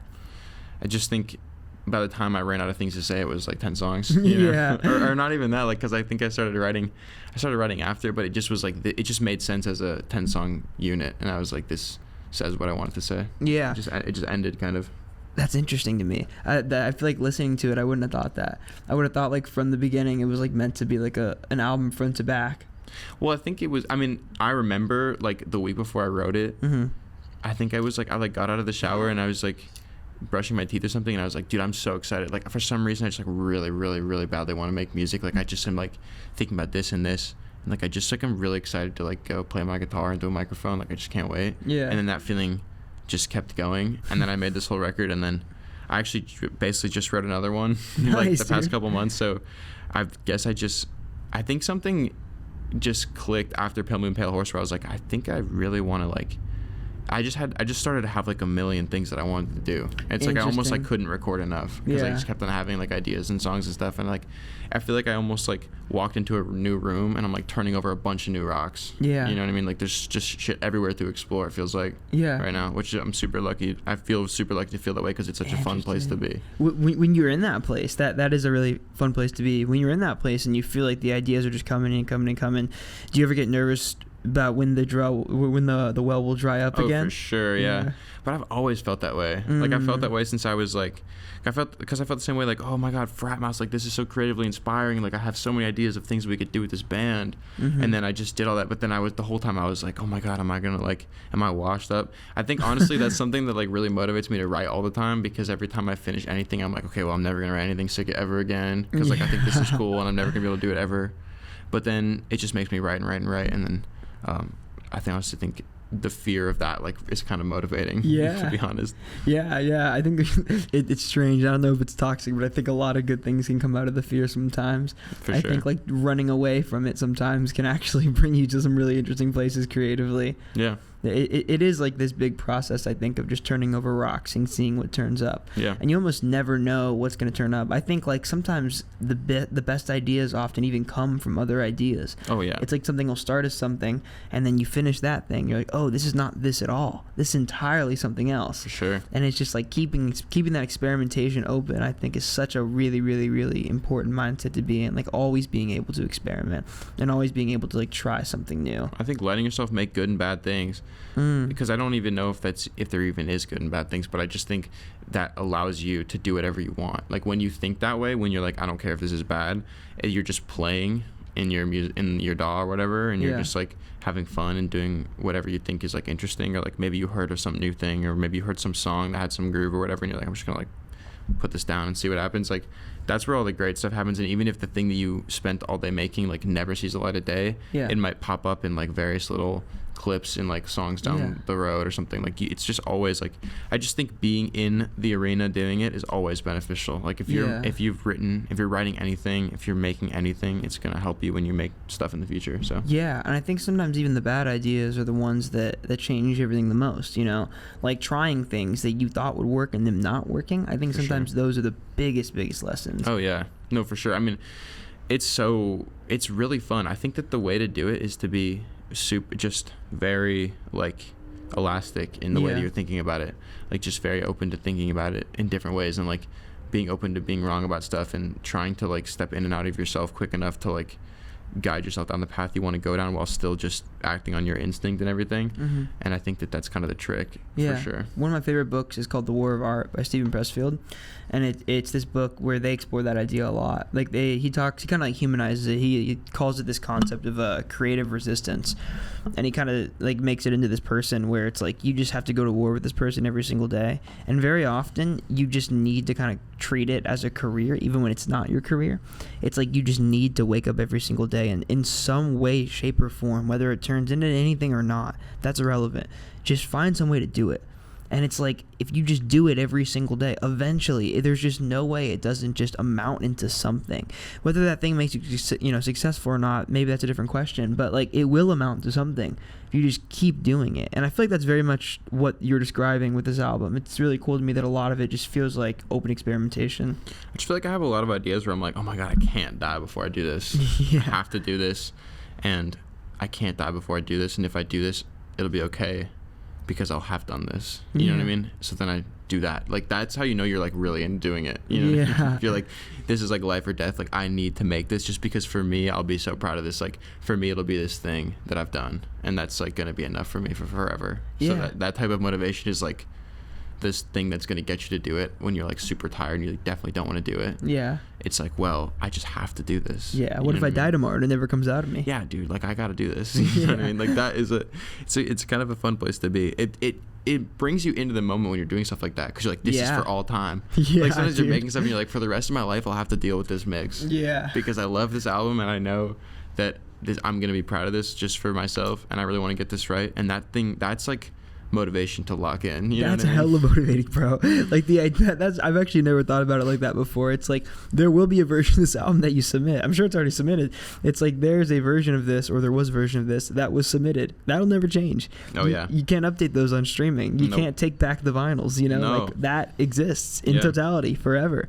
So it's like, you do have to live with yourself in that regard. Like, you can't ever change that. And I think there's a lot of beauty in that too, though. Yeah, it's fun. But then also, I think that's when you have to remain, like, free and you can't stress you out too much. Yeah. Like, you still have to be willing to, like, send it and, like, risk stuff, even knowing that it's going to be for all time. Like, you still have to, like, make drastic decisions. Yeah. Because you can't play it too safe, even though you know that it's so important to you. Yeah. I think that's what's so exhilarating. It's kind of like it's like a rush. Yeah. You know what I mean? You're like, I'm going to do this crazy thing. Yeah. Even though I know it's really important to me and I really don't want to blow it, but I'm just going to, like, do it. That's a really, really huge balance, I think. I almost think that's what being an artist is. It's like taking risks, and it's like figuring out how to take those calculated risks and being okay with it, I think, too. Like, whether the result is something that you absolutely love or something you dislike, you tried it. That stone has now been turned over, and you can turn over the next one. For sure. And I think that now, because the tape is free, it's not tape, it's just you know what I mean? Like, you can record for free. Like, so you don't have to put everything out. I mean, live is another story, because you're taking risks live, and then it's like there's a video of you on Instagram looking stupid or whatever, but it's like, but that's kind of whatever and kind of funny. But recordings are definitely like, you don't have to put everything out, but just put everything down, I think, is the way to do it. Like, I like that. Just get it down, get it out, and then you can look at it and you can think about it, and you can use it or not use it, and it can inform other decisions and everything. And then you've just learned, like, well, that's what happens if you pull that string. You know what I mean? So I like that. Put everything down, but not everything out. That's a really cool way of putting it. Yeah. I want to ask about just kind of growing up and, like, touring and, like, being a touring musician at, like, a younger age and stuff. Because how old were you when you first started touring with Fat Mouse? I mean, we were just playing locally pretty much, but I was like, I think I was 17, 18. Yeah, maybe 18, I think. Did a lot of those experiences inform the way that you're approaching the Truman Sinclair stuff in the live world? And, like, what do you think the biggest lessons you got were from playing so many shows at such, like, a young age? I think I just fell in love with it. Like, now it's legit. Now it just became everything to me, because it became my whole life when I was doing Frat Mouse. Like, it was like, it went from like something that was just in my room to like all of my friends, and like my nights out were like playing, and like everything was that. So now it's like I understand. I think I have a lot more, like I hold a lot more responsibility for like the scene and like the music and like doing it. And I think that like it's also taught me like what feels good to play live, and like what makes people have fun and all those things. So I try to bring all of that for sure into the new project. And I think that if I wouldn't have done Frat Mouse, I wouldn't be anywhere near like what I'm doing now. Yeah, that's an interesting idea, especially because the worlds of music are so different. Yeah, but I think it makes sense they inform each other. Have you seen a lot of the fans cross over? I think so. Yeah, it's so cool. That's cool. It makes me happy. I mean, it's really fun. Like I still like Frat Mouse is still like a huge piece of my heart, and I think it's like sweet when I can like relate to other people in that, almost, because it's like I don't know, it just makes me smile. Like the Frat Mouse thing is always like it will always be like really dear to me, I think. Yeah, it's your baby. That's super cool. And it's always an experience you get to share with those people that were there at those shows as well. For sure. Like I said, like it's that moment. Like you and that person got to live in that moment together, and there's so much beauty in that. Yeah, and there's times all the time when I feel like how like that's just it's still such a piece of me, I think, that it's not like it doesn't feel like something I need to like shy away from. Like I still like understand and relate to those feelings and everything. So yeah, that's really beautiful. In terms of like songwriting, and I know you said how the process kind of doesn't really change between those two things. What things over the course of like your songwriting career have gotten easier for you, and like what do you think used to be the hardest part, and maybe now it's something you're better at, or I guess even still in the present moment, what do you think is the most difficult part of writing a song for you? I think I don't know if it's gotten that much easier. Interesting. I think it feels relatively the same, but I think I've gotten better at it. But I think I still try just as hard, and it's still just as much of a challenge. And I still every day I'm like just thinking about stuff and getting frustrated that I can't figure out what I'm thinking about, and I can't figure out this thing that I'm working on. And like I think I've always just worked hard enough at it that it was always really hard, you know? And even though I've gotten, I think, definitely like better at it, and parts of it definitely come easier, I've just discovered new things about it that I'm reaching for that are even more difficult. And I think that I also want to write in a way that's more difficult to write than how I used to. So I think that I honestly think it's like, if anything, it's even harder, I think, maybe because like I have a higher expectation for myself now. Yeah. And I think I also later on in college got like just way more into like lyrical stuff. Like I was generally more into stuff that I felt was more like music first, where it's just like this just rips, this riff is sick or whatever, like that kind of thing. But then I got into music that was like almost only about lyrics, and I think that for me now, I'm not as cool with like a song that just like is a banger but doesn't have like a something to lyric say on it. That exactly. And I think when you have both, that's what I'm trying to go for now. So that definitely makes it harder, because it makes me less satisfied with more of the things that I make. Yeah. Because I'm like, it doesn't have both things enough. So then I'll work on it. But it's like your expectations have just risen. Like the process has remained the same, but your expectations for what the result is have become higher demanding. For sure. Was there when you kind of transitioned listening wise, was there an artist for you that really, really made that change? Like when you kind of began listening to a bunch more lyrical stuff, like was there an artist or a band or a couple different artists that just like really, really like made you head first spiral into that world of music where it was like very much lyrics and story first? Yeah, my girlfriend showed me the song "Hard Drugs" by Susto, and it's like the most beautiful. I think it was just, you ever have like, it was like one song that just really changed the way I thought about like music in general, because I was like it was one of those things where the music and the lyrics really like supported each other, and it felt like its own thing, and it was like more powerful than so many other things that I thought were like the most powerful thing ever. Yeah. And then I also love James Taylor, I love Neil Young, I love Bruce Springsteen, I love Bob Dylan, I love Phoebe Bridgers, I love so many different artists like that, where like the lyrics are so much of the thing. And I think that I started to, Phoebe Bridgers was a big one actually, for sure. Yeah. Me too. When Stranger in the Alps came out, I was like, this is like unbelievable, and the words meant so much to me, and I thought it was so clever, and like, but like not like too clever, and it was just like really raw and to the point. So yeah, I've had a bunch of things where I'm like, it just was like a general time in my life where I think I just started looking for something more than just like this fucking rocks. Yeah. It was like, this rocks, and this like really means something to me. You know? Yeah. I can hear that's interesting you bring up Phoebe as an influence. I can hear that in your writing, because I think her stuff is very like, it never feels like she's trying to say too much, you know? Yeah, for sure. Which I think your writing accomplishes very much as well. Thank you. Yeah, of course. It's just like there's always very clearly a point to every single track, and you're talking about something very pointed, but it never feels like you're burying it in metaphor, which I think some writers get very, very, very too carried away with. There's definitely a balance to be struck. You know that like talking heads, like you're talking a lot, but you're not saying anything. Yeah, yeah. I think about that all the time. It just, I think that you have to be saying, you have to at least, you have to be saying something. I think, and sometimes you think you're saying something and you're not, but I think that the goal should be to say something that's like you could like if you can't tell me like the point in like a line or like 2 lines, then you should figure out what those lines are and then put those in the song and then like get some more points and keep doing that process till you're just saying like real things. Yeah, you know what I mean? Like, I think that is a good way to do it. Like, just really trim the fat and like get to what you're trying to say. Yeah. You know the John Lennon quote that's like, say what you mean and make it rhyme and put a backbeat on it? No, I never heard that. That's a good one. Say what you mean, make it rhyme, and put a backbeat on it. I think I saw that on some like random thing. I don't even know if that's a real quote, but I think it might be, and it's a good one. Yeah. So. Say what you mean, make it rhyme. But yeah, I mean, it's true. I think trimming it's interesting. I think like I really, and it's very corny, but I really, really, really, really believe in the idea of the quote, limitation breeds creativity. For sure. I think that is so true, bro. I think my favorite example of that, just in my own life, I guess, was I'm a drummer, and like I remember when I first started playing drums, I never could conceptualize. I was like, why would somebody not play with 2 rack toms and a floor tom? And then I took my rack toms off. Yeah. And then I started thinking about the drum set in an entirely different way. For sure. And the way I was structuring fills and like where I was putting those fills and like what they sounded. It just like, it changes everything. Oh, for sure. I mean, I had a definite experience with that on this record because I did everything. I tracked this one all to a drum machine and then did the drums last. And my friend played drums on it like at the very end, my friend Ben, and who plays drums in the band too. But it was all to a drum machine, so it was like one drum beat on a loop. And so all the dynamics were done with the guitars and the bass. And so in order to make the demos sound dynamic, I ended up having to play like super dynamically on every other instrument because the drums were just this static thing. Yeah. And then when the drummer, and so that was like a big limitation pretty much. And then I also had like all the songs are like acoustic guitar, electric guitar, drums and bass, and like harmonica.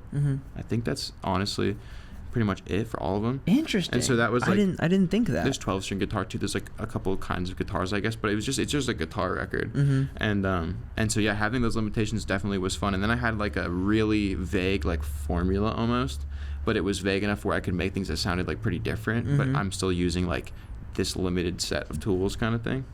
So that's an interesting way of putting it. I really didn't like. I've listened to their album quite a few times, and I don't know why my brain filled in the blanks so much more. Like I heard so many things that I guess weren't there. But the guitar dynamics is an interesting point, I think, as well, because I think there's a lot of really cool like bridges and like even like acoustic solos on this project that really give it an interesting dynamic where like you feel yourself going from section to section, but it's in a way that is never too jarring. It's very like mellow a lot of the time, and it just adds a lot of dynamics. The harmonica, I think, does the same thing on this album. Harmonica was sick. I love the harmonica. My dad bought 2 harmonicas like when I was like growing up because he wanted to learn how to play them, and then he never really did, but like he just thought they were sick, and then like I found them one day in his closet while I was doing like Frat Mouse, or he had them out or something, and I like found them, and it was like, oh, this would be really funny if I put this on like a Frat Mouse song. So then we made these 2 songs, Pretend and Ghost, and we put them on an EP called Cattle Rat because that was like super funny. Yeah. And I like just love like Springsteen and Dylan and all these things, so like the harmonica's sick. But then for this record, I like really started playing it all the time because I was playing a lot of acoustic guitar and like singing on like the porch or whatever, and just like writing a lot of songs. And the harmonica is just like another thing you can add to that like for free. Like you just put it on like your stand, and then you don't have to hold anything, and it just like is this other thing that you can go to.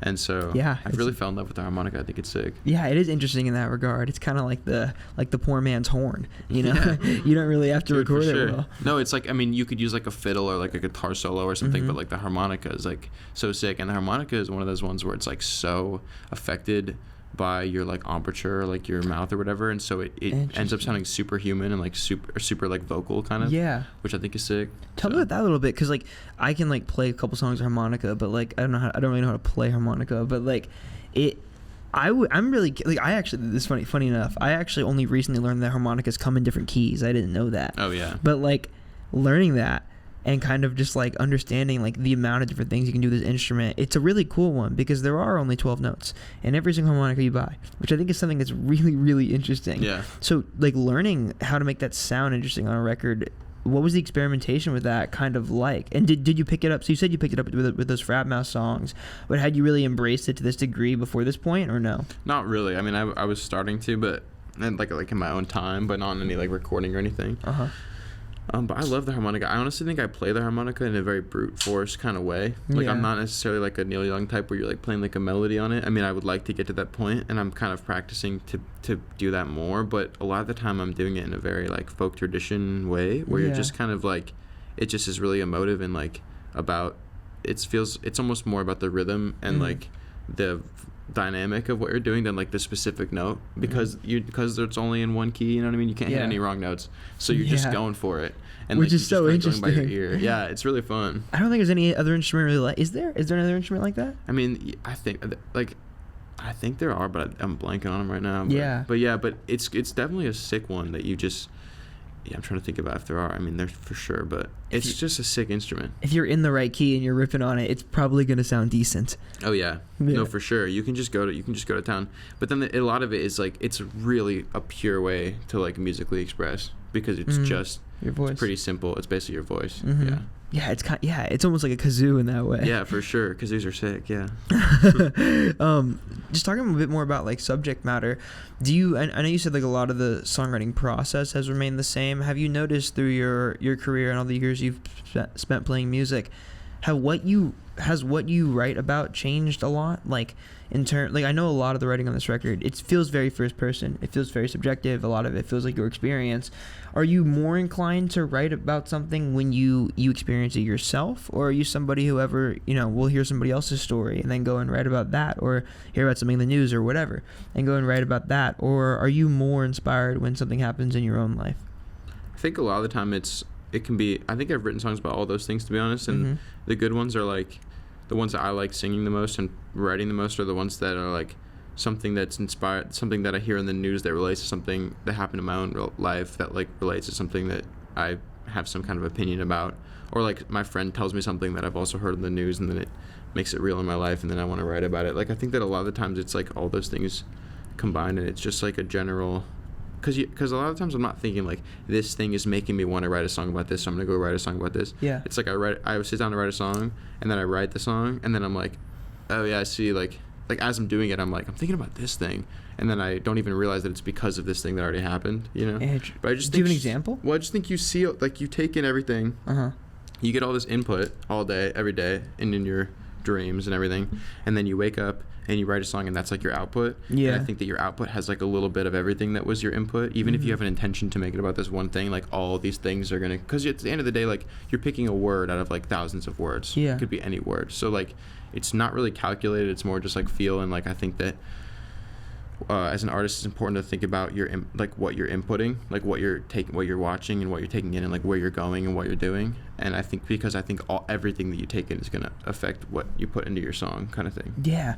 Damn, that's a really interesting way to put it. I thought about this when you were just talking, and I wish I brought it up earlier, but I didn't even, when you were talking about the output thing, I was thinking about how much that probably changes based on the time of day that you're writing songs, and how long that preceded sleep, and how much time between when you're writing and when you woke up is. Yeah. There's probably a lot to be said about like the difference in between writing at night versus writing in the morning, and like how long that has preceded sleep, which is very interesting, and not even in like a tired way, but in like you're probably thinking entirely different, and I would argue probably way more clearly right when you wake up, opposed to after a long day of doing whatever. I mean, I think people feel energized at different points. Like, everybody feels energized at like a different part of the day, but for me personally, I'm definitely like a super morning person, or at least I have been thus far in my life. But like, I really like waking up early, and I think that is definitely when I feel the most inspired and like ready to do a bunch of like deep like thinking, or like trying to like work on something for a while and like not get frustrated.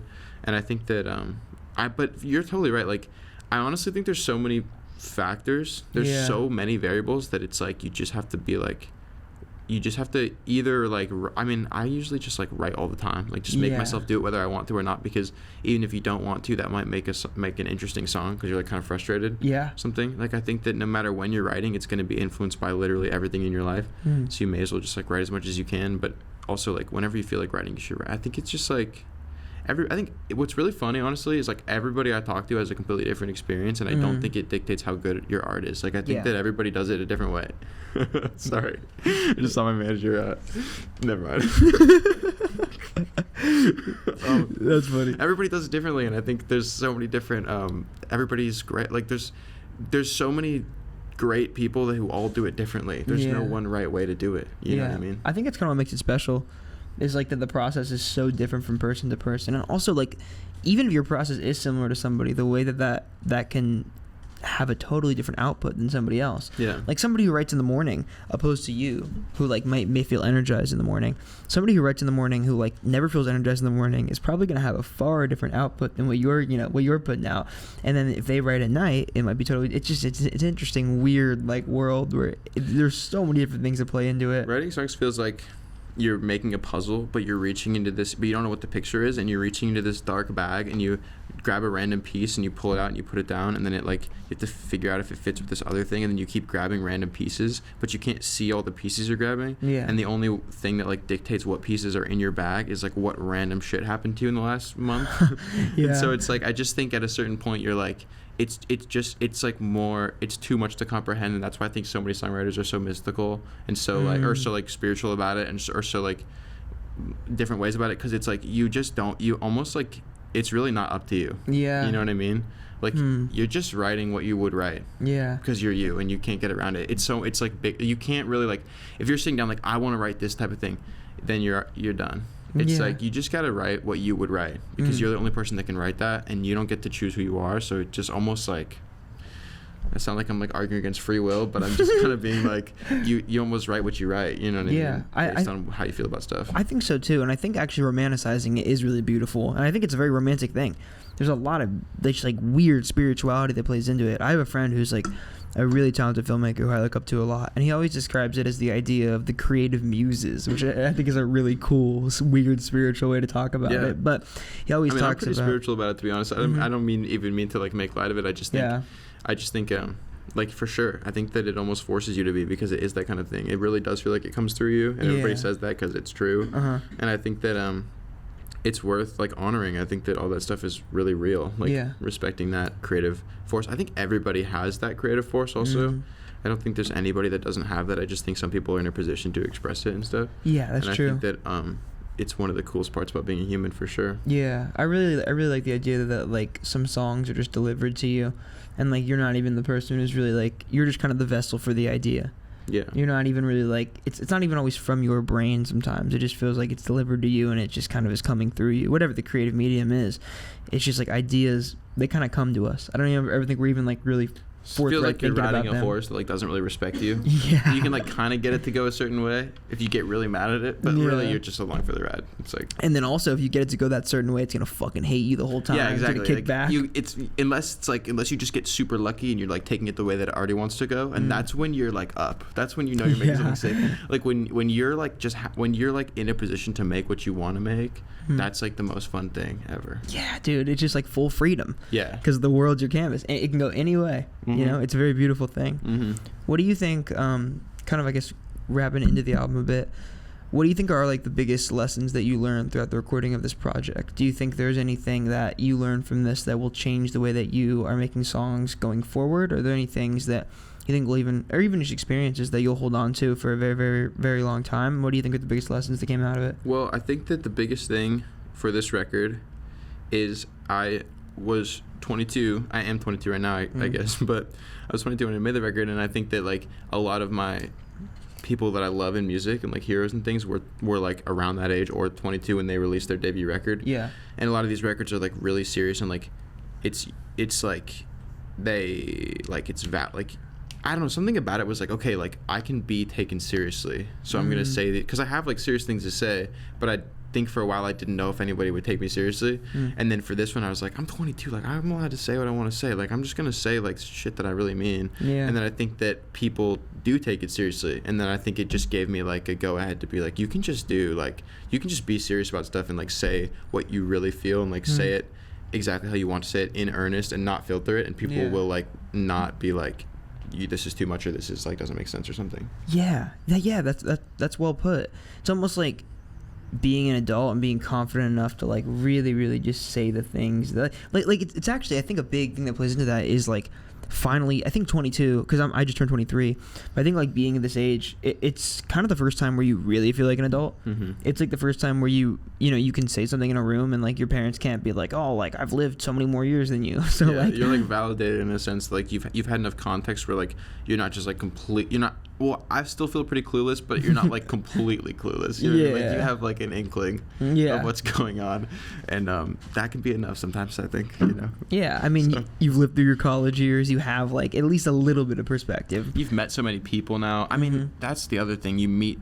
I have been an assistant in a studio since I was like 17, which has been like the greatest thing ever. That's cool. I'll just like drive around, like get them coffee and stuff, but it's a blast, and you meet so many people, and I think that like meeting a bunch of people in college and meeting a bunch of people through that job and everything just gave me like this sort of confidence to be like, I can like write something and have it be taken seriously. You know what I mean? And I think Frat Mouse, obviously I wanted it to be taken seriously, but it was a little bit more like self-deprecating, which made it it was like a bit of a shield in that regard. But this was more like I can just be myself and do my thing and be super earnest about everything. And I think that lesson that people like, seeing people accept that has now like now when I'm writing, I'm like, I can lean into that and I can just do that more without any like thinking about whether or not people are gonna like think it's weird or something. Your music like feels very you, I think. Nice. in a really cool way. That's like sick. There doesn't feel like there's like any veil that's like between you and the listener. That's so awesome. Thank you for saying that. Of course. This is like this isn't like a totally random question, I promise. It plays in. Is your real name Truman Sinclair? Is that why you like? Okay, yeah, that is my name. It's so funny, dude, because people are like, sounds like a stage name. I'm like, well, it does low key. I use it as one, but it is my real name. Okay, sick. Yeah, I feel like your music, it would not make sense if it was coming from like a really romanticized stage name. Your music feels so forthright and so like, I guess vulnerable and personal, but also just like real. That's like, my goal. I'm really happy you feel that way. Yeah, it wouldn't make sense for you to go by like, so I don't know, some crazy out there stage name. Do you talk about the college thing a bit more and like having that perspective through meeting a bunch of people in college? Is that like and I know you said your college experience was very like musically catered. Like you went to school for music. You were interning in this the studio, kind of doing all that. Is this an experience that you look back on super fondly? Like I know a lot of people. Some people like shit on music school. Some people love it. It's a very like divisive thing sometimes. Do you take a lot of the lessons that you learned from school in music and like do they play into the stuff that you make now very much? For sure, like the lessons that I got taught by the teachers and the lessons that I learned on my own, just doing it a lot for school. And I just felt, I mean, I loved it. I felt like I met all these people that were like me for the first time and like loved music as much as I did. And I think obviously there's some people that don't, but a lot of people really do. And like it was great. I loved being in music school. I felt like I felt so seen, and I was like, this is so cool. Like everybody loves music. I love music. This is so fun, and I'm so grateful. Like, oh my God, I might get to work in music. Like I might just get to like be an engineer. It was like such a dream, and so for me, I really liked it. And also, I think music theory is so fascinating. Like, it's less fascinating now, but I actually loved learning music theory. I thought it was really cool, even though it was really hard. And I get why people hate it, because I've also had, like, if you would have talked to me while I was taking the class, I would have been like, I hate this. But now that I know it more than I did, I'm not even that good at it now, but I got an appreciation for it, so I actually really enjoyed it.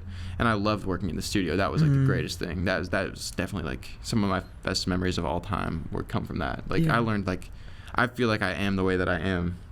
So many parts of myself came from that, for sure. That's really cool, man. I think that's a good way to put it, like the feeling seen. I really can totally see why that would be a thing, because I think being a musician, like having an artist brain, it can often be a very isolating thing. It can be very isolating, like really wanting to create things and really wanting to like be this individual person and thinking you have something to say and feeling like you have something to say, but then like not really being surrounded by a bunch of people that like I don't want to say they don't embrace that, but it's viewed in like a almost a stigmatized light, I think, sometimes. For sure. And I think I felt very much like that when I moved to LA. I felt very seen and very validated because I was around a lot of people who like cool. gave a fuck about this as much as I did, which I think was a very beautiful experience. Did you grow up like in Chicago around a lot of music? Like, yeah, well, I had a close. Well, I was so. Yeah, I had like a close group of friends who we all played music like every day after school. That's sick. Yeah, shout out Austin and Liam and Luke and Nolan. Shout out. And Nolan Kaiser, my homie, still plays in the band with me now, which is crazy. Because he went to the same school as me for college, and so that's super sick. I mean, growing up with them was a blast, and I think that I felt really seen then, you know, like with them. But then I moved, and I had less like music friends when I was in high school until college. So I think that's why going to college was like kind of fun to be around a bunch of musicians again, because I felt like I was kind of back with people that I like could like recognize in these people that I knew from before. But growing up with all these, like, we had like 3 different bands, and we were just like, it was like us 5, and we just like play different instruments and everything. Like, it was like very insular, and we were kind of the only people that we knew that loved music, but we just loved it enough, and that was like what our friend group was about. Like, we were just always like doing music and showing each other songs and like being really loud, and like, it was really fun. I think those, because I very similarly grew up playing with like the same 2 dudes, and like there's something so like, it's just so beautiful and like youthful and stupid within like what you don't know. And like I often think about like what I found to be mind-blowing when I was at that age, and it's funny because it's all like seedlings of the shit that I find mind-blowing now. For sure. But it was cool to listen to like a I don't know, like a drum beat that Chad Smith played, and be like, that's amazing. Just objectively amazing. Yeah, I'm like, I've never heard anything like that in my entire life. I was listening to this AC/DC record the other day that I heard when I was a kid, and I was like, this is like undeniable. You know, it's a great song, Kickstart My Heart by Motley Crue. Undeniable. Dude, Archer's shaking his head, but it's true. You put that thing, like, dude, that put motorcycle that in your car at the beginning, and turn bro? it up and like drive down the street, and you're like, it like doesn't matter how you feel, it'll be awesome. Dude, another Motley Crue one that I will say is, it's corny, but it's objectively just a banger, is Girls, Girls, Girls. Oh yeah, no, that's classic. Yeah, the motorcycle at the very end, it just goes to the Oh my god, I remember playing the Whiskey and being like, damn, this would be sick. Here's Motley Crue. Oh my god. Have you seen the Motley Crue biopic? I have not, no. Super underrated. I gotta watch it. MGK is in it, and he's low-key goated. Like, MGK is in it, and he's like not a bad actor at all. Really? Yeah, like, I don't hate it. That's so funny. But I think the movie's really good. That That's one, awesome. NWA one's fire. Yeah. Have you seen the Bob Dylan one yet? Yeah, I did. What'd you think of it? It was great. Yeah, it was I thought really so inspiring. cool. It was super cool, for sure. Yeah, I loved it a lot more than I thought I would. I didn't expect to like it that much. I think they did a good job. I kind of feel the same way. Those are hard to do. I'm kind of nervous for the Bruce Springsteen one that there's about. Oh, they're doing that? Yeah, with the guy from The Bear.